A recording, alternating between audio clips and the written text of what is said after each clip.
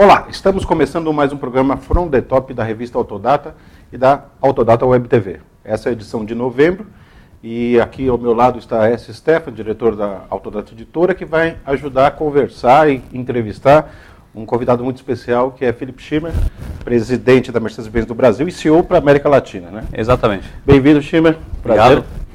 Obrigado. Você mal está no Brasil depois de muitos anos fora daqui. Sim. Dizer, você teve 2 passagens, Sim. ou 3, se eu não me engano, nesse país que já passou por tantas coisas nesse período que eu gostaria que você fizesse um paralelo da sua primeira experiência aqui no Brasil, lá atrás, em 90, se não me engano, 91. 91, é. E hoje, depois de tantos anos, você como cargo de presidente. Mudou muito esse país? O país deixou de ser o país do futuro para ser o país do presente, como dizem alguém? Eu acho que é uma colocação muito boa. Eu lembro muito bem quando eu cheguei aqui, isso era em 91, eu acho que a inflação era em torno de 40% ao mês, né? Então, para eu que eu estava acostumado a 2% ao ano, era uma adaptação muito difícil. Mas eu acho, primeiro, e todo mundo fala isso, o Brasil é um país muito bom para qualquer executivo, porque você aprende a lidar com inseguranças e com, vamos falar, com novas situações a todo dia. Mas, fazendo a referência a este passado, eu acho que o Brasil mudou dramaticamente, né? Enquanto antigamente existia uma certa insegurança, hoje eu acho que o Brasil já é um país onde é possível planejar, logicamente ainda com altos e baixos, talvez um pouco mais forte do que tem em países como a Alemanha, mas hoje já dá para planejar ao longo tempo. Eu diria, hoje você sabe que as instituições estão seguras, você tem uma perspectiva ao longo tempo, isso facilita muito a vida. E eu acho que isso também dá para ver nos produtos. Antigamente, em alguns segmentos, os produtos no Brasil já estavam muito, na idade, atrasados em relação à Europa. Hoje já quase não existe mais esta diferença. Então, basicamente também no mercado de caminhão e ônibus, onde eu não sou mais forte, o mercado evoluiu muito, tanto em tamanho, e isso tem a ver muito com o financiamento, que antes quase não era possível, como também em termos de produto, então a confiabilidade do produto, a segurança dos produtos, a economia. Então, tudo hoje é em totalmente outro patamar. Bom, e você falou que o Brasil ainda passa por alguns períodos de turbulência. E nesse ano em particular, nós acabamos passando por vários deles. E como é que você vê a situação econômica do Brasil nesse ano e a situação da Mercedes, do segmento de caminhões e ônibus em particular? Então, eu acho que nós, no mercado de caminhões e ônibus, nós estamos tendo um ano bom. A gente deve fechar o ano com um crescimento em torno de 10% em relação ao ano passado, que, sem dúvida, era um ano muito difícil com a mudança do Euro 3 para o Euro 5. Eu acho que isso hoje está superado e alguns fatores ajudaram muito o nosso segmento este ano. Primeiro, o fator é o agronegócio, que teve um ano muito positivo e puxou especificamente os mercados extrapesados. Depois também o Finame, com condições atraentes e, mais uma vez, com uma previsibilidade para o empresário, para o ano inteiro. Isso, eu acho, era fundamental para o nosso mercado. Agora, sem dúvida, as turbulências que a gente sofreu, principalmente com a valorização cambial e com mudanças muito abruptas, isso causou uma certa, eu diria, insegurança no mercado e isso, num bem de investimento, sempre tem um efeito negativo. Então, eu acho que o ano poderia ter sido melhor se não teria acontecido este movimento. Agora, eu acho que a gente sente um pouco mais de estabilidade, então a gente espera que para o final do ano o mercado volte a se normalizar. Nós estamos acabando de fazer a nossa edição de perspectivas, acabamos de passar pelo Congresso de Perspectivas, e o que deu para perceber é que, de fato, no meio do ano havia um cenário quase que de pânico na indústria automotiva, mas que, conforme o tempo foi passando, isso foi amainando e agora já se volta a uma situação de que está bom. Não vamos mais ter crescimento de 2 dígitos, mas também nenhuma desgraça pela frente. É isso? Eu acho que é bem isso. A gente pode dizer o seguinte, quando teve a valorização cambial do real, então, no fundo, a desvalorização, desculpa, o problema era mais que você não sabe aonde ela ia parar. Então teve uma movimentação muito rápida e aí todo mundo fica na dúvida, porque todo mundo sabe que isso vai afetar o negócio. Agora, o quanto, você só sabe quando você chega ao fim.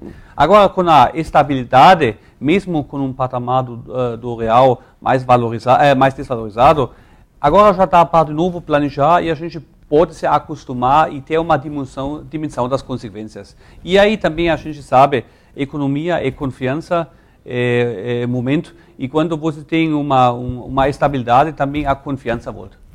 Você falou, nós estamos falando de Brasil aqui Sim. especificamente, mas você também é CEO para a América Latina. Sim. E eu queria que você fizesse uma análise também se o quadro para a América Latina é semelhante ao do Brasil. Como você imagina que as coisas caminham em todos esses países da América Latina no futuro próximo? Como você está vendo a Argentina em especial? Sim. A Argentina este ano está indo para nós muito bom. Realmente o mercado lá está com uma forte demanda. Agora também a gente sabe lá o problema de inflação ou da inflação escondida, como se fala, é um problema, eu acho, sério a médio prazo, no meu ponto de vista. Agora, por enquanto, o mercado está indo muito bem. É o nosso maior mercado de exportação e a gente vai fechar este ano com um volume muito positivo. Para os outros mercados da América Latina, os nossos negócios do Grupo Daimler estão indo muito, muito bons. Realmente a gente tem crescimento em todos os segmentos.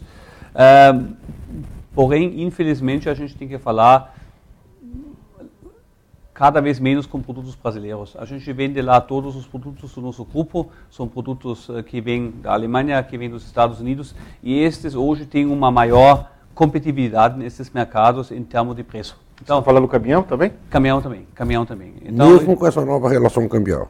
Isso agora vai melhorar a situação para os produtos brasileiros. Agora, como lá também se planeja ao longo prazo, então a gente só vai ter que avaliar esses efeitos reais só para o ano que vem. Agora a gente tem que falar realmente que mesmo com a desvalorização cambial, no nosso negócio, que é o negócio de caminhões e ônibus, ainda está difícil, porque além disso tem fatores logísticos, tem custos logísticos ainda alto. Eu acho a situação da infraestrutura do Brasil ainda tem chances de melhorar muito forte. Isso até quase tem uma dimensão tão forte do que a situação cambial. Mas aí, Schember, os produtos feitos no Brasil não levariam uma certa vantagem técnica sobre produtos vindos da Europa ou dos Estados Unidos para essa região? Ou não compensa? Para alguns segmentos, sim. No segmento de ônibus, ainda a gente tem uma competitividade bastante boa, mas no mercado de ônibus, hoje competindo com produtos, por exemplo, da nossa matriz, da Alemanha, eles também estão sendo vendidos no mundo inteiro, então eles se adaptam também a quase qualquer aplicação, né? Então eu acho hoje a gente realmente é a competitividade comercial que você tem, que faz uma diferença muito grande, e hoje a gente tem que falar que o Brasil ainda não está em primeiro lugar. Queria me fixar um pouco mais no caso da Argentina. Sim. A Argentina, para mim, é um caso extremamente curioso. A economia da Argentina vai muito mal, sim, mas a indústria automobilística da Argentina vai muito bem. Sim. Deve ter recorde nesse ano. Sim. No automóvel, se sim, diz que esse crescimento de venda de automóvel está acontecendo lá, porque o automóvel virou uma reserva de valor do argentino. Sim. Uhum. E o caminhão? Por que vende tanto caminhão? Não, a Argentina, como o Brasil, também é um país muito rico em reservas naturais ou em agricultura. Então, a agricultura também na Argentina vai extremamente bem. Então, isso tem um efeito muito positivo para o nosso negócio. Além do mais, também hoje o cliente também compra caminhão para fazer uma aplicação financeira de uma certa maneira para ter um valor. Nem tanto como no automóvel, logicamente, mas também tem isso. Ao outro lado também tem, na Argentina ainda não foi lançado o Euro 5, o combustível Euro 5.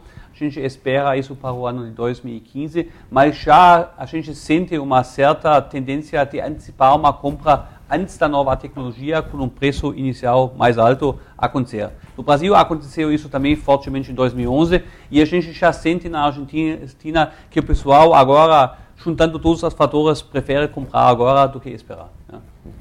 Schirmer, eu gostaria de falar com você um pouquinho sobre o mercado de caminhões brasileiro novamente, especificamente sobre alguns segmentos, mas eu gostaria que você respondesse sobre isso e falasse sobre isso depois do nosso intervalo. A gente volta daqui a pouco. Até já. Qual a pauta da reunião? É investimento em propaganda pro ano que vem. Ah, tá. Eu acho que devia cortar bastante. Sério? Claro, a gente não vai vender mais por causa de propaganda, pra jogar dinheiro fora. Doutor Carlos, Oi. Eu queria saber se você vai anunciar a sua casa de praia. Vou, claro. Todos os jornais. E não faz pequenininho, não. Faz bom. grande. Ok. Com foto, tá? Tá. Ah, põe anúncio na internet também. Claro. Então, vamos pra essa reunião resolver logo esse assunto aí. Voltamos com o From the Top com o Philip Schirmer, presidente da Mercedes-Benz do Brasil.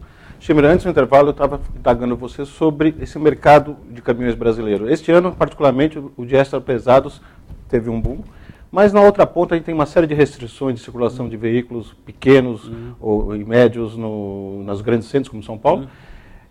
Como você vê essa movimentação do mercado brasileiro por segmento? Quer dizer, o ano que vem a gente vai ter o quê por um segmento de extra pesado e os médios e pequenos vão sumir do mercado porque não tem onde circular mais. Então, primeiro, eu acho também ano que vem vamos ter um ano forte em extra pesados.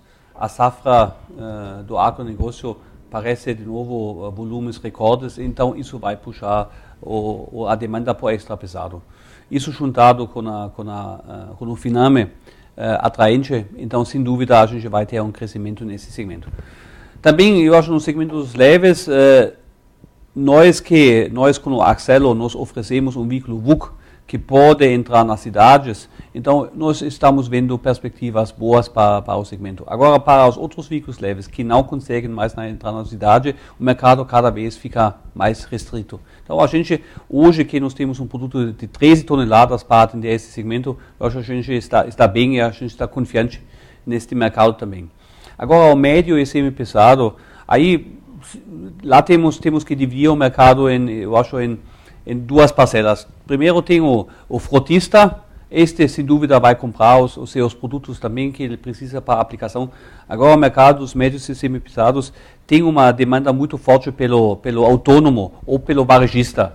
E este realmente neste momento está um pouco prejudicado, já que o PIB não está crescendo talvez no patamar como ele já cresceu nos últimos anos. Então lá nesse segmento a gente vê para o ano que vem também mais uma estagnação do que realmente um crescimento. E aí vale a pena quando você fala de PIB, a gente dividir isso, né? Porque o PIB brasileiro vai fechar em 2%, 2 e pouquinho, mas puxado pela agricultura. Né? Se você pega o PIB industrial, que é o que exigiria o caminhão médio, esse vai ser até negativo. Né? Exatamente. Então, a gente não sabe ainda se vai ser negativo ou não, mas com certeza não vai mostrar um grande crescimento. Então, isso, sem dúvida, prejudica este segmento especificamente. E para o próximo ano? Não, sem dúvida, não vamos ter perspectivas boas, que é a Copa do Mundo. Eu acho que isso vai logicamente, também alavancar o varejo de uma certa maneira. E o consumo do brasileiro, do mercado brasileiro, é um consumo bom. Agora, também, ao outro lado, nós temos os juros que estão, neste momento, num patamar bastante elevado, e isso pode também influenciar um pouco mais no negócio do varejo. Então, eu acho que a gente não pode agora falar com grande otimismo para este mercado para o ano que vem. Schirmer, você veio da Europa, voltou para o Brasil, e eu gostaria que você fizesse um retrato de como a Europa, especificamente a Mercedes na Alemanha, vê o Brasil no futuro, como mercado e como base produtiva. O cenário mudou muito de 3, 4, 5 anos para cá? Eu acho que sim. Primeiro, a gente entende que com o Innova Auto, que o governo lançou agora no ano 2013, está claro quem quer participar aqui no mercado brasileiro de uma maneira mais expressiva, precisa ter uma produção nacional. Então, em termos de caminhão e ônibus, isso para nós na verdade é normal. A gente está aqui faz mais do que 50 anos, então a gente tem uma base industrial, sempre teve uma base industrial muito forte e a gente mantém isso. Também com o nosso conteúdo local, a gente sempre produziu quase todos os componentes aqui. Aqui nós estamos muito diferentes de outros competidores, porque nós produzimos tanto o nosso eixo como o nosso câmbio, como o motor, é tudo Mercedes-Benz. E a grande maioria é produzido aqui localmente. Então, a gente não tem problema com isso e eu acho que a gente lá está muito bem preparado para esta nova política. Agora, no mercado de automóveis, onde a gente está importando os produtos, por enquanto, a gente também tomou a decisão, então, de implementar uma fábrica aqui no Brasil, porque, senão, os nossos volumes serão limitados e a gente vê que o mercado brasileiro para automóveis, para a marca automóveis Mercedes-Benz, é um mercado promissor, com chances de crescimento, e a gente quer participar nisso. Vocês tiveram, depois a gente volta a falar um pouquinho mais de automóveis, Sim. mas vocês estão completando um período curto ainda da produção de caminhões em Juiz de Fora. Sim. Que balanço você faz dessa mudança, que é uma medida importante dentro da história da Mercedes aqui no Brasil, e para o próprio impacto deles em São Bernardo do Campo? Essa mudança, como você avalia depois desse breve período de produção lá? Não, no fundo, a gente precisava de a planta de Juiz de Fora, porque a gente não teve mais espaço de crescimento na fábrica de São Bernardo do Campo. O mercado cresceu tanto e as nossas possibilidades em São Bernardo do Campo estavam limitadas. Então, a gente, de qualquer maneira, precisava um lugar fora de São Bernardo, e como nós tivemos a planta em Juiz de Fora, na época ainda produzindo automóveis, foi natural que a gente iria assumir, neste momento, esta planta. Então, fizemos um investimento lá, hoje estamos produzindo lá o Accelo e o Actros, e a gente está muito satisfeito, tanto em produtividade, como também na qualidade que a gente consegue produzir lá.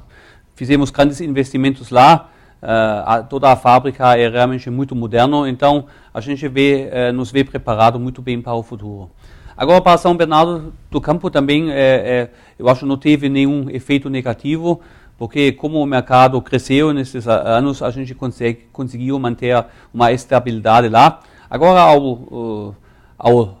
aos próximos anos, a gente tem também uma certa competitividade entre as plantas, então isso também sempre é positivo, porque aí com isso a gente consegue puxar a eficiência em ambas as plantas, então isso é muito bom. Eu queria insistir um pouco mais nessa questão do Brasil visto hoje da Alemanha. Sim. Nós tivemos, como nós falamos várias vezes, um final de primeiro semestre, o início de segundo semestre, um tanto quanto conturbado, com muita volatilidade. Isso, de que maneira que isso se refletiu na matriz? A matriz, nós como não somos uma empresa industrial, a gente vê mais ao longo tempo. A gente não se deixa influenciar tanto pelas volatilidades na idade temporárias, eu diria, quando são temporárias. E a gente enxerga que a volatilidade é temporária e a perspectiva, a base do Brasil continua muito promissor e muito positivo. Isso não mudou-se e até um sinal para isso é que a gente decidiu investir mesmo nessa fase de turbulência em uma fábrica de automóveis. Agora, sem dúvida, estas turbulências no final não são bom para ninguém, nem para as empresas, nem para o governo, nem para o país. Então, se dá para evitar no futuro, é melhor. Mas a gente já sabe que, às vezes, até tem influências externas que não são controláveis, até pelo próprio Brasil. E o Brasil, que tem um câmbio livre, flutuante, que a gente defende também, talvez é mais vulnerável do que outras economias que têm um câmbio estável ou controlado. Então, eu acho que o caminho é ter um mercado livre e as consequências a gente tem que conviver com isso. Mas eu diria, logicamente, quanto mais estável, melhor. Sem dúvida, isso para qualquer investidor é a base fundamental para qualquer negócio. E a gente espera que as turbulências agora cada vez sejam menores. Mas parece que a tendência seria essa mesmo, né? Foi um reajuste, eu diria assim, que me parece que agora a gente entra num patamar mais tranquilo, não?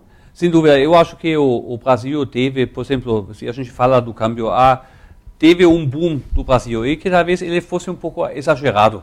E agora a gente está voltando a uma certa normalidade, né? Agora, o importante, eu acho, para o Brasil ser atraente para o investidor ao longo prazo é realmente fazer valer o potencial todo que ele tem. E para isso, eu acho que é fundamental de investir na infraestrutura do país. Para o país crescer, nós precisamos, tanto as empresas como o país precisa investir em produtividade. E a produtividade vem com melhores estradas, com melhores aeroportos, com melhores portos, com uma melhor logística, com melhores ferrovias também. Então, eu acho que se o Brasil consegue agora fazer um passo nesse sentido e realmente se concentrar no crescimento na infraestrutura, nós vamos ter anos muito positivos pela frente. Vamos fazer mais um breve intervalo, Schimmer? Eu queria voltar depois desse intervalo para falar um pouquinho dessa confiança da Mercedes no Brasil, tanto que ela acaba de anunciar uma fábrica para o país. A gente volta já já. Qual a pauta da reunião? É investimento em propaganda pro ano que vem. Ah, tá. Eu acho que devia cortar bastante. Sério? Claro, a gente não vai vender mais por causa de propaganda, pra jogar dinheiro fora. Doutor Carlos, Oi. eu queria saber se você vai anunciar a sua casa de praia. Vou, claro. Todos os jornais. E não faz pequenininho, não. Faz bom. grande. Ok. Com foto, tá? Tá. Ah, põe anúncio na internet também. Claro. Então, vamos para essa reunião resolver logo esse assunto aí. Voltamos com o From the Top da revista Autodata com o Philipp Schimmer, presidente da Mercedes, que acaba de anunciar uma nova fábrica no Brasil, uma fábrica de automóveis. Vocês estão voltando ao Brasil com a produção de veículos. O que vai mudar desta vez para aquela experiência do Classe A que você, de certa forma, acompanhou de perto? Olha, eu acho que o que modifica basicamente é que hoje em dia eu diria que nós temos os produtos totalmente certos para o Brasil para este momento. Quando a gente iniciou o investimento em automóveis na fábrica, que foi em meados dos anos 90, a Mercedes talvez foi um pouco usado demais e antecipou-se ao movimento que depois ocorria depois, né? Que era na idade que a classe média iria crescer no Brasil e eu acho isso nesta época não aconteceu. Agora, hoje já é uma realidade e com a nossa nova linha de veículos compactos, nós temos realmente produtos muito adequados para o mercado, que a gente tem que falar que talvez na época o Classe A não era. Ele é um carro muito bom, até hoje tem um valor de revenda. O Classe A hoje no mercado de usados você não consegue comprar. Então o produto em si, qualidade foi excelente, mas não conseguiu vender a quantidade necessária para manter a fábrica. Agora com os novos produtos, nós temos toda a certeza que nós temos os produtos absolutamente certos para o mercado brasileiro e por isso a gente está muito confiante que a gente vai ter um sucesso. Ok. A esse respeito, é interessante destacar que na conversa que nós tivemos com o presidente da ABIVA, Associação dos Importadores, Sim. ele, quando analisou a queda de venda de importados, ele fez uma diferença bastante interessante. O que caiu foram os importados de baixo preço. Sim. De 100 mil para cima, 100 mil reais para cima, Sim. houve crescimento. Sim. De 150 mil para cima, mais crescimento ainda. Sim. E de 200 mil para cima, então, 3 vezes mais crescimento. E a faixa que vocês vão entrar é uma faixa, Sim. portanto, que não sentiu esse abalo do mercado, né? Ok, eu acho que temos que falar que no ano passado a gente sentiu uma forte retração do mercado também nos veículos importados. Por quê? Porque também teve mudanças da situação quase constante. Então, mais uma vez, não tendo uma previsibilidade, o cliente fica inseguro e ele deixa de comprar. Hoje, mesmo com impostos mais altos, a gente já sabe que este é o patamar de preço e aí o cliente se sente confortável de investir ou de comprar de novo um produto. Eu acho que é o primeiro fato. E o segundo fato é, sem dúvida, com a estabilidade do Brasil, com os financiamentos ao longo prazo, o poder de compra do brasileiro está subindo. Então, hoje, quem antigamente, sem financiamento, você não poderia comprar um carro de 100 mil reais, 150 mil reais. Como também na Europa, ninguém consegue comprar à vista um carro de 100 mil euros, só para dar uma referência. Agora, quando você tem financiamentos, quando você tem um bom valor de revenda do seu produto, é possível, com o tempo, de subir na escada e comprar produtos melhores. E isso, eu acho, de fato, está acontecendo no Brasil. E, por isso, estes segmentos, ainda com um volume muito pequeno, estão tendo um movimento positivo, né? Mas ainda o volume, o mercado, ainda é bastante pequeno para o mercado brasileiro, que hoje é o quarto mercado mundial, né? O quarto maior mercado mundial. Em termos Maior até do que o da Alemanha. Sem dúvida, maior do que o da Alemanha. Então, e a gente espera que o mix se muda, que os nossos produtos se aproveitem.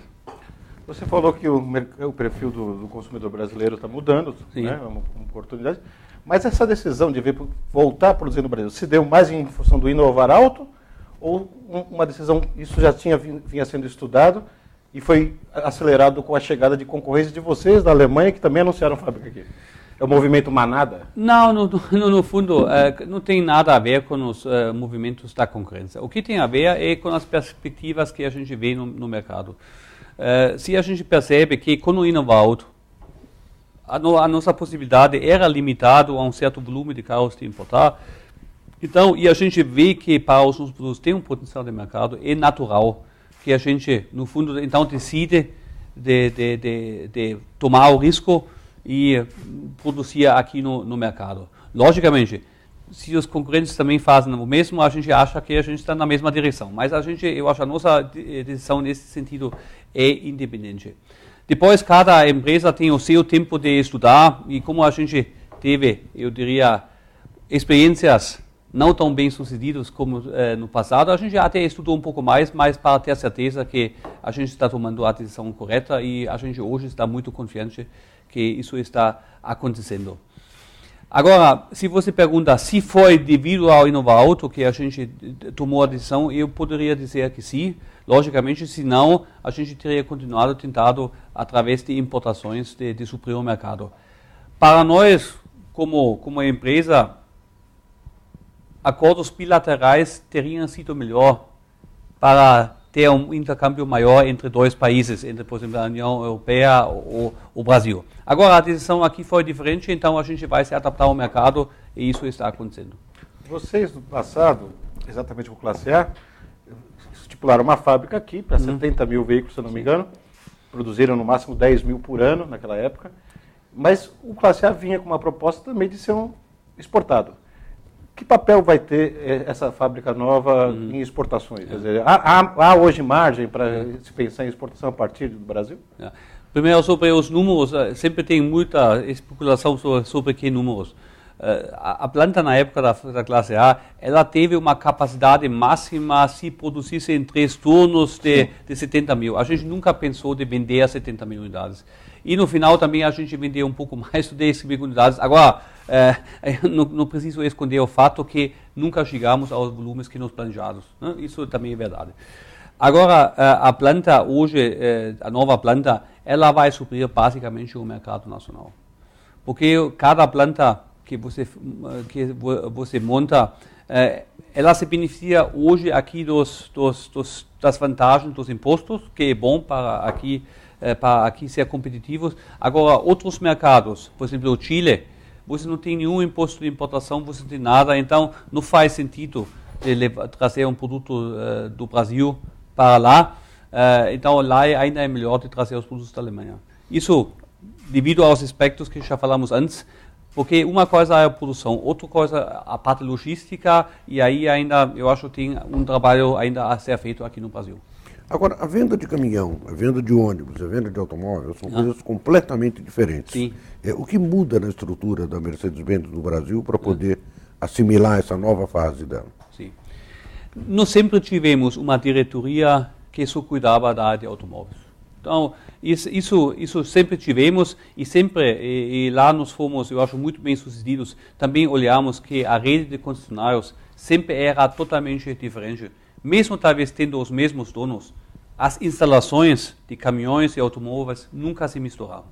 Então isso, eu acho, por isso a gente não precisa adaptar a estrutura muito forte. Logicamente, agora com o crescimento do volume de automóveis, o peso do negócio de automóveis vai crescer no Brasil para a marca Mercedes-Benz e com isso a gente vai fazer as necessidades estruturais lá, vamos incrementar a estrutura de automóveis, sem dúvida. Agora, em termos corporativos e coisas assim, vai existir também no futuro uma Mercedes-Benz no Brasil. E se a gente faz a soma, por enquanto, eu acho também para os próximos anos, o negócio de caminhões e ônibus ainda vai ser o maior negócio aqui no Brasil. Você falou um pouco sobre qualidade e competitividade. Sim. Você vai produzir carros aqui no Brasil? Sim. E volta e meia se reclama aqui das outras montadoras sobre qualidade e de fornecimento aqui no país. e vocês vão produzir carros que necessariamente não são carros baratos e demandam um certo nível de tecnologia. Sim. Como você trabalha essa visão sobre o fornecimento de autopeças para esse tipo de veículo que você produz aqui? Você vai precisar trazer gente de fora? Não, eu acho que a gente já tem uma experiência muito boa com a fabricação de automóveis no Brasil. Então, e a gente nunca tivemos problemas com a qualidade produzida aqui, nunca. Ao contrário, aqui os audits que nós fizemos nas nossas fábricas aqui no Brasil sempre estavam nos mesmos patamares com as fábricas na Alemanha ou nos Estados Unidos. Então, com isso, a gente não tem nenhuma preocupação, porque o trabalhador brasileiro, ele trabalha muito bem, ele aprende muito rápido, então não tem isso.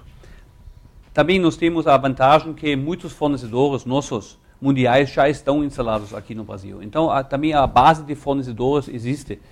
Então, com isso eu não vejo agora grandes dificuldades para nós, né?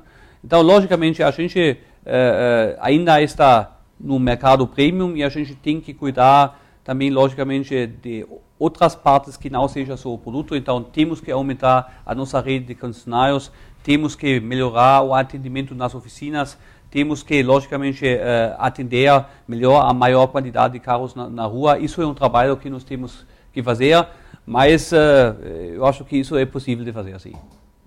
Ok. Como você disse, nós passamos por uma fase um tanto quanto conturbada na economia brasileira, que gerou alguma dose de insegurança no setor automotivo como um todo. Sim. Nesse sentido, eu lhe perguntaria o seguinte: agora que as coisas estabilizaram um pouco, o que você diria para os seus concessionários, o que você diria para os seus fornecedores e o que você diria para os seus clientes? Então, primeiro, eu acho que nós, como a marca Mercedes-Benz, em caminhões e ônibus, principalmente, nós vamos investir fortemente nos nossos produtos, porque o produto, eu acho, vai ser o grande diferenciador daqui para frente. O mercado brasileiro é cada vez mais exigente. Então, antigamente você vendia um semi-pesado e resolveu o problema. Hoje o cliente, para cada aplicação, quer diferente tipo de carro e nós vamos oferecer para todo tipo de negócio, vamos oferecer os produtos certos. Então, eu diria para os nossos concessionários e clientes, a Mercedes-Benz está investindo muito fortemente nos produtos. Então, nós, em conjunto, temos que investir em serviços, que é uma outra parte muito importante. Eu queria destacar que este ano a gente lançou o nosso negócio de veículos usados, de caminhões, o Select Truck, que eu acho que é um negócio muito importante na nossa marca. Somos os primeiros que vamos oferecer produtos usados de todas as marcas com garantia da fábrica. Então eu acho que isso é um diferencial muito grande para nós e a nossa rede de concessionários. Estamos lançando agora um novo sistema de gerenciamento de frota, o Fleet Board, que vai em um sistema só ter um sistema de segurança que controla o caminhão, a carga e também vai gerenciar a frota. Eu acho um diferencial muito forte que a gente acaba de lançar na Fenatran. Então, muito positivo. E a gente também está investindo no negócio de seguros, por exemplo, contratos de manutenção, para oferecer ao cliente o que ele espera da marca Mercedes, que ele pode confiar tanto na compra como na venda, como na idade também no negócio de serviço. Então, eu diria, eu estou muito confiante para os próximos anos. Se a gente faz bem o nosso dever de casa, nós vamos ter bastante sucesso aqui e eu acho que dá para apostar na marca Mercedes-Benz no futuro. Queria agradecer ao Stephanie pela essa entrevista e especialmente a você, Schirmer, e boa sorte aí nessa nova empreitada dos automóveis de volta. Muito obrigado. Voltamos numa próxima oportunidade com o From the Top. Até mais.